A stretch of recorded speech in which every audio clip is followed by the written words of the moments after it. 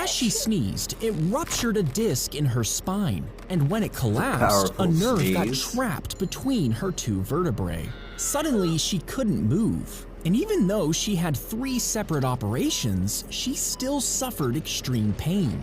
For the next 2 years, she was bedridden, needing painkillers so strong she would hallucinate. But finally, doctors inserted a plastic cage around her spine, relieving pressure on the pinched nerve. And within a week, she was walking again and holding in her sneezes.